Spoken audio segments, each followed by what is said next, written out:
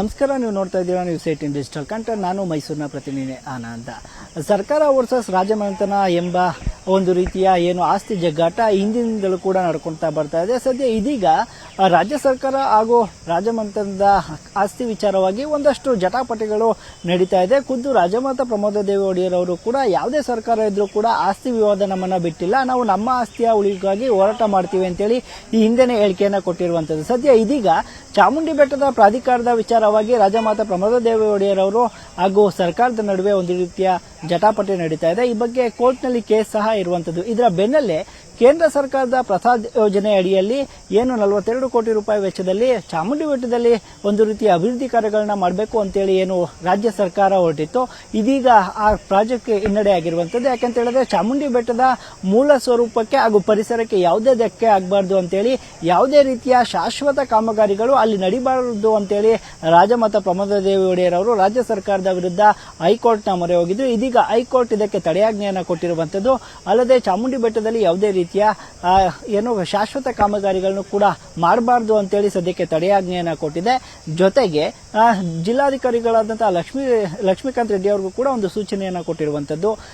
ಇದುವರೆಗೂ ಕೂಡ ಚಾಮುಂಡಿ ಬೆಟ್ಟದ ವಿಚಾರವಾಗಿ ಯಾವೆಲ್ಲ ವರದಿಗಳು ತಯಾರಾಗಿದೆ, ಜೊತೆಗೆ ಕಾಮಗಾರಿ ವಿಚಾರವಾಗಿ ವರದಿಯನ್ನ ನೀವು ಸಲ್ಲಿಸಬೇಕು ಅಂತೇಳಿ ಖಡಕ್ ಸೂಚನೆಯನ್ನ ಕೊಟ್ಟಿರುವಂತದ್ದು. ಇದು ಒಂದು ಕಡೆ. ಆದರೆ ಮತ್ತೊಂದು ಕಡೆ ಚಾಮುಂಡಿ ಬೆಟ್ಟವನ್ನ ಯಾವ ರೀತಿ ಅಂದ್ರೆ ಈ ಹಿಂದೆ ಯಾವ ರೀತಿ ಪಾರಂಪರಿಕ ಕಟ್ಟಡಗಳು ಇದ್ವೋ, ಅಲ್ಲಿ ಯಾವ ರೀತಿಯ ವಾಹನ ದಟ್ಟಣೆ ಇತ್ತು ಅದೇ ಮಾದರಿಯಲ್ಲಿ ಇರಬೇಕು. ಯಾವುದೇ ರೀತಿಯ ಹೊಸ ಕಟ್ಟಡಗಳನ್ನ ಅಲ್ಲಿ ಕಟ್ಟಿ ಮೂಲ ಸ್ವರೂಪಕ್ಕೆ ಧಕ್ಕೆ ತರಬಾರ್ದು ಅಂತೇಳಿ ಪರಿಸರ ಹೋರಾಟಗಾರರು ಸಹ ಹಿಂದಿನಿಂದಲೂ ಹೋರಾಟ ಮಾಡ್ಕೊಳ್ತಾ ಬರ್ತಾ ಇದ್ರು. ಅದಕ್ಕೆ ಪೂರಕ ಎಂಬಂತೆ ಪ್ರಮೋದಾದೇವಿ ಒಡೆಯರ್ ಅವರು ಕೂಡ ಹೈಕೋರ್ಟ್ನ ಮೊರೆ ಹೋಗಿದ್ರು. ಇದೀಗ ನಿನ್ನೆ ಹೈಕೋರ್ಟ್ ಪೀಠ ಏನಿದೆ ಅದು ಸದ್ಯಕ್ಕೆ ಚಾಮುಂಡಿ ಬೆಟ್ಟದಲ್ಲಿ ಯಾವುದೇ ರೀತಿಯ ಶಾಶ್ವತ ಕಾಮಗಾರಿಗಳನ್ನು ಮಾಡಬಾರದು ಅಂತೇಳಿ ತಡೆಯಾಜ್ಞೆಯನ್ನು ಕೊಟ್ಟಿದೆ.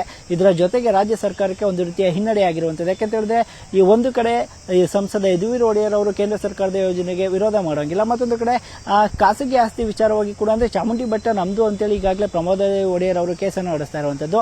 ಇದರ ಬೆನ್ನಲ್ಲೇನೆ ಕೇಂದ್ರ ಸರ್ಕಾರದ ಪ್ರಸಾದ್ ಯೋಜನೆ ಅಡಿಯಲ್ಲಿ 42 ಕೋಟಿ ರೂಪಾಯಿ ಹಣ ಏನು ಬಂದಿತ್ತು ಅದನ್ನ ರಾಜ್ಯ ಸರ್ಕಾರ ತೆಗೆದುಕೊಂಡು ಚಾಮುಂಡಿ ಬೆಟ್ಟದಲ್ಲಿ ಒಂದಷ್ಟು ಅಭಿವೃದ್ಧಿ ಕಾರ್ಯಗಳನ್ನ ಮಾಡ್ತೀವಿ, ವಾಣಿಜ್ಯ ಸಂಕೀರ್ಣಗಳನ್ನು ಕೂಡ ಮಾಡ್ತೀವಿ ಅಂತೇಳಿ ಹೊರಟಿತ್ತು. ಅದಕ್ಕೆ ಈಗ ಸದ್ಯ ತಡೆಯಾಜ್ಞೆ ಕೊಟ್ಟಿರುವಂತದ್ದು. ಜೊತೆಗೆ ರಾಜಮನೆತನ ವರ್ಸಸ್ ಸರ್ಕಾರದ ಜಟಾಪಟಿ ಏನಿದೆ ಇದು ಇನ್ನೂ ಕೂಡ ಮುಂದುವರಿಯುತ್ತೆ. ಇದರ ಜೊತೆಗೇನೆ ಬೆಟ್ಟದ ಅಂದ್ರೆ ಯಾರು ಚಾಮುಂಡಿ ಬೆಟ್ಟದಲ್ಲಿ ಯಾವುದೇ ರೀತಿಯ ಈ ರೀತಿಯ ವಾಣಿಜ್ಯ ಕಟ್ಟಡಗಳಾಗ್ಲಿ ಅದರ ಮೂಲ ಸ್ವರೂಪಕ್ಕೆ ಧಕ್ಕೆ ಬರುವಂತಹ ಒಂದು ರೀತಿಯ ಯೋಜನೆಗಳಾಗ್ಲಿ ಬೇಡ ಅಂತ ಯಾರು ಪರಿಸರ ಹೋರಾಟಗಾರರು ಹೋರಾಟವನ್ನು ಮಾಡ್ತಿದ್ರು ಅವರಿಗೆ ಒಂದು ರೀತಿಯ ಜಯ ಸಿಕ್ಕಿದೆ. ಜೊತೆಗೆ ರಾಜಮಾತಾ ಪ್ರಮೋದಾದೇವಿ ಒಡೆಯರ್ ಅವ್ರಿಗೂ ಕೂಡ ಒಂದು ರೀತಿಯ ಜಯ ಸಿಕ್ಕಿರುವಂತದ್ದು. ಮುಂದಿನ ದಿನಗಳಲ್ಲಿ ಈ ಜಟಾಪಟಿ ಏನಿದೆ ಇದು ಯಾವ ಮಟ್ಟಕ್ಕೆ ಹೋಗಿ ತಲುಪುತ್ತೆ ಅನ್ನುವಂಥದ್ದನ್ನ ಕಾದ್ ನೋಡಬೇಕಾಗಿದೆ. ನಿರ್ಭೀತ, ನಿಷ್ಪಕ್ಷಪಾತ, ವಿಶ್ವಾಸಾರ್ಹ ಸುದ್ದಿಗಳಿಗೆ ಮತ್ತೊಂದು ಹೆಸರಾಗಿರೋ ನ್ಯೂಸ್ 18 ಕನ್ನಡ ಈಗ ಆಪ್ನಲ್ಲೂ ಲಭ್ಯ ಇದೆ.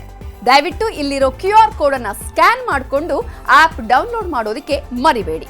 ನಿಮ್ಮ ಬೆಂಬಲ ಹೀಗೆ ಸದಾ ನಮ್ಮೊಂದಿಗಿರಲಿ. ಧನ್ಯವಾದ.